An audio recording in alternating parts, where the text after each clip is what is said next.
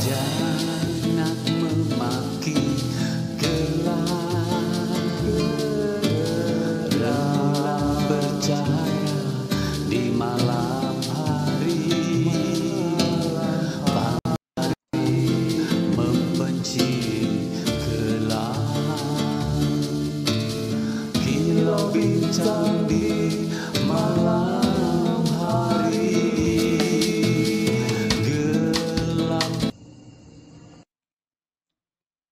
Bismillahirrahmanirrahim. Pemirsa tercinta yang dirahmati Allah Tuhan Yang Maha Esa, bersua kembali di kanal Hikmatologi. Monolog sederhana mengajak diri kita masing-masing berpikir, kian melembut, cerdas, dewasa, bijaksanakan hati nurani berdasar kitab suci agama kepercayaan yang kita yakini. Tentu saja upaya serius terus-menerus menghayati, mempedomani, mengamalkan sembari terus-menerus menginovasi nilai-nilai luhur Pancasila niscaya dalam kehidupan sehari-hari. Pemirsa, setiap sepekan sekali umat Islam, juga ada umat Nasrani, Katolik, dan Kristen di hari Ahad atau Minggu, tetapi umat Islam selalu mengulang Idul Fitri sepekan sekali di hari Jumat. Tentu hari Jumat tidak sekedar hari yang secara syar'i dan sunnah wajib bagi lelaki untuk mendatangi masjid Allah yang terdekat dengan rumahnya dan terdekat dengan tempat kerja. Tapi juga niscaya mereformasi pemikiran fikih bahwa yang memakmurkan masjid bukan hanya orang-orang yang mukmin, namun juga termasuk di dalamnya mukminah.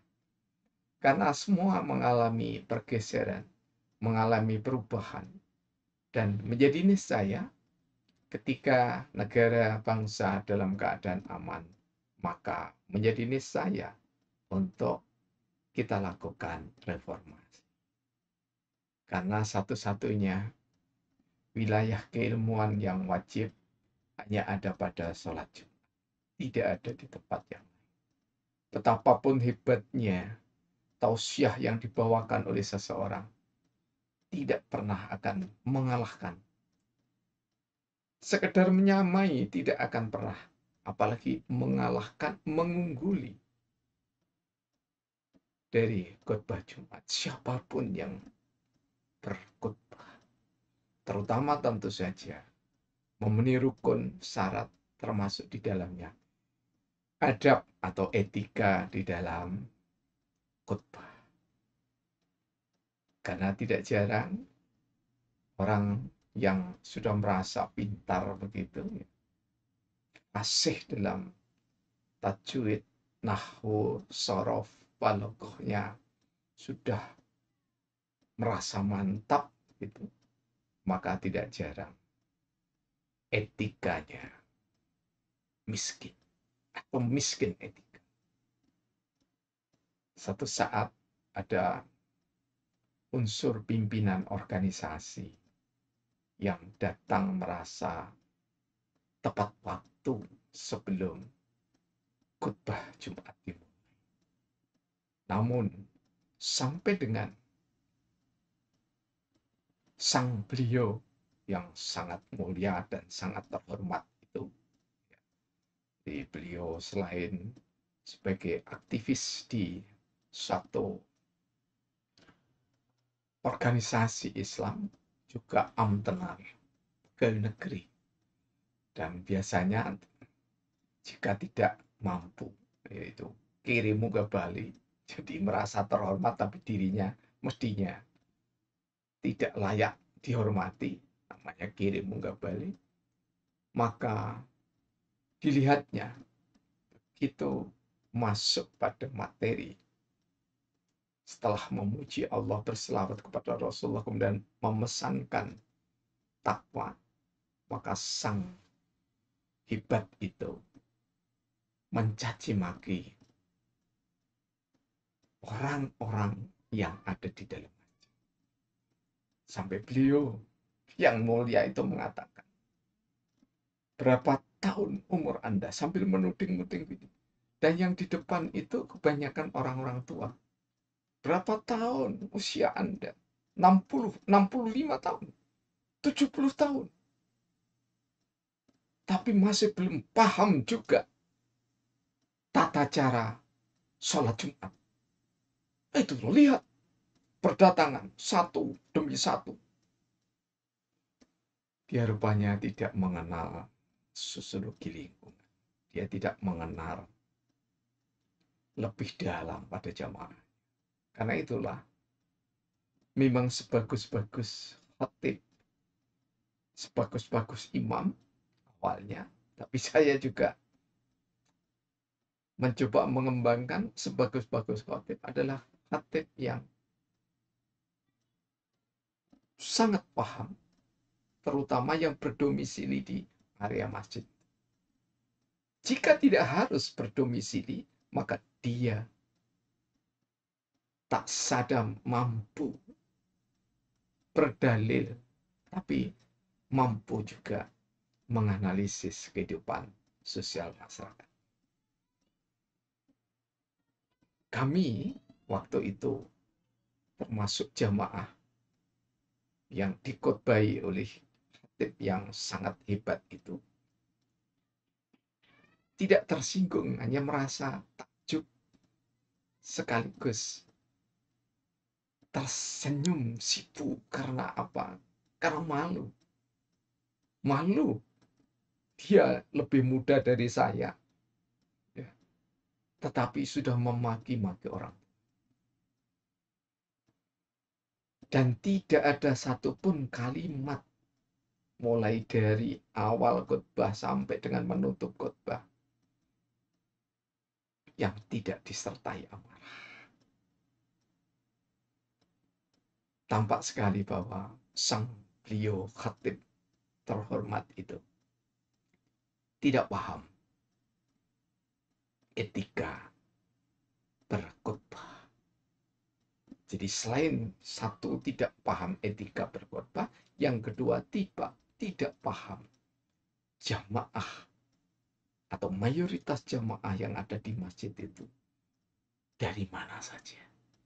Karena masjid itu dekat jalan besar, ya, hanya sekitar 10 langkah dari jalan raya yang sangat besar itu. Maka yang datang di situ rata-rata kurang lebih sekitar 70% adalah orang-orang yang bekerja. Dan kita mengetahui bahwa orang-orang yang bekerja terutama di kantoran dan di perusahaan-perusahaan pasti, nyaris pasti setidaknya, ketika menempuh perjalanan menuju masjid itu banyak hambatan, kemacetan. Jadi sudah waktunya khatib itu dievaluasi. Siapa yang mengevaluasi? Hendaknya di samping ada urusan tabligh, maka harus ada majelis pimpinan atau dewan suro, majelis penasihat, yang tentu saja ilmu dan kapabilitas atau pengalamannya itu di atas rata-rata para khatib, sehingga bisa menegur dengan arif. Karena khatib semacam ini tidak pernah ditegur. Akhirnya ketika ada di sosial media era kesejakatan ini, maka tidak jarang apa yang disampaikan di sosial media itu adalah ungkapan rasa kecewanya, bukan berdakwah. Pemirsa yang dirahmati oleh Allah, jika kita tadi di awal mengatakan setiap Jumat umat Islam beridul fitri, maknanya bahwa dimulai dari imam dan khatib atau khatib itu sendiri harusnya kembali kepada semangat fitrah. Semangat fitrah itu adalah semangat yang dibangun dengan ketulusan hati, ketawaduan, kecerdasan kalbu, atau kecerdasan penggali. Di nomor yang lampau kami mengangkat the power of penggali untuk mengayakan mahasiswa dalam kekayaan atau kecerdasan lokal. The local genius atau genius wisdom. Genius lokal maksud saya. Sampai keliru ini.